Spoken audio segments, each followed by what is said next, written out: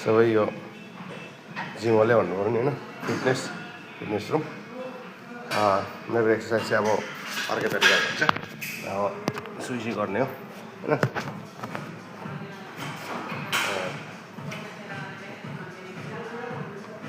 यही एक्सर्साइज चाहिँ वार्मअप के भन्छ कि होइन, वार्मअप नै भन्छ होला के भन्छ है होइन। मेरो गर्ने तरिका चाहिँ बेग्लै छ। मलाई चाहिँ बडी सडी फालाम फलाउनु भन्दा नि मलाई चाहिँ शरीरको बोसहरू कसरी घटाउने भन्ने मात्रै हो।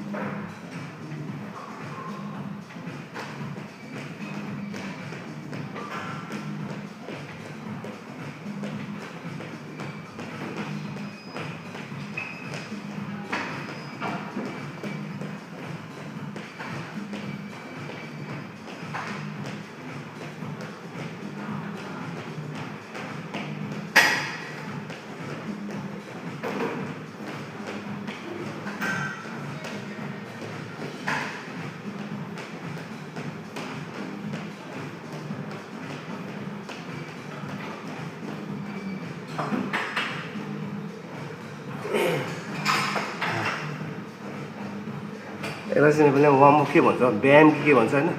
अब घरभित्र कोठा सानो छ, बिहान नै 45 मिनट, जहिले पनि डेली 45 मिनट, हप्ताको 5 दिन होइन, यसै गर्ने हो, उफ्रिने हो।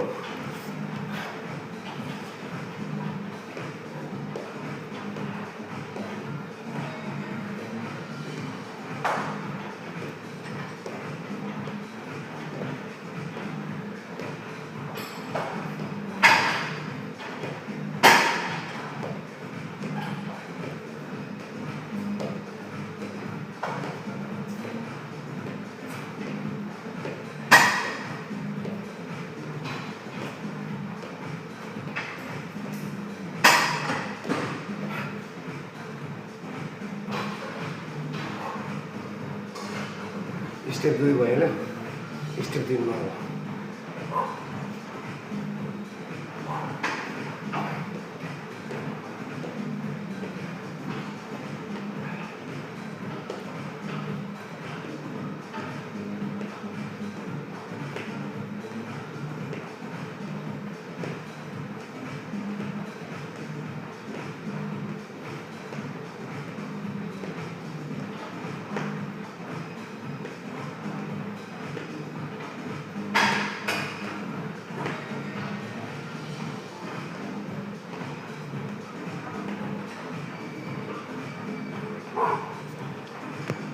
स्टेप 3 भयो होइन। फेरि के हुन्छ र नि, यस्तोमा चाहिँ यो बडीमा चाहिँ के हुन्छ नि, जति व्यायाम उफ्रियो नि फेरि मासु मसलहरू लाग्दैन कि। यो चाहिँ शरीर चाम्रो हुन्छ, लिखुरे दह्रो खालको हुन्छ क्या होइन। यो अर्को चाहिँ यो नउफ्रिकन चाहिँ यो बडी मात्रै फुलाउने चाहिँ यत्रो पाका फुका खोलिन्छ। फेरि तिनीहरू चाहिँ उफ्रिनु सक्दैन कि फेरि के, बुरुक मैले यस्तो गर्न सक्दिनँ है फेरि। मैले त्यो चाहिँ फेरि भिन्दै स्टाइलको हो, यो चाहिँ भिन्दै स्टाइलको होइन। यो चाहिँ वार्मअपतिर जान्छ, त्यो चाहिँ फेरि बडी बिल्डर यता हेभी फुलाउनुलाई होइन। त्यो हेभी यत्र जिमरहरूको त्यो उफ्रिनु सक्दैन बुरुक।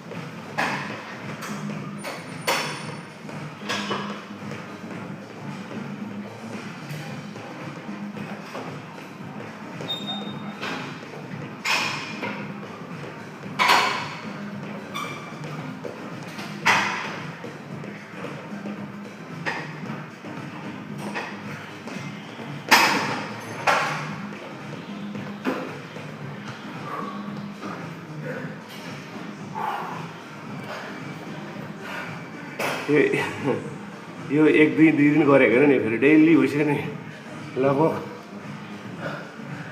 थुप्रै वर्ष भइसक्यो यस्तो गरेको होइन।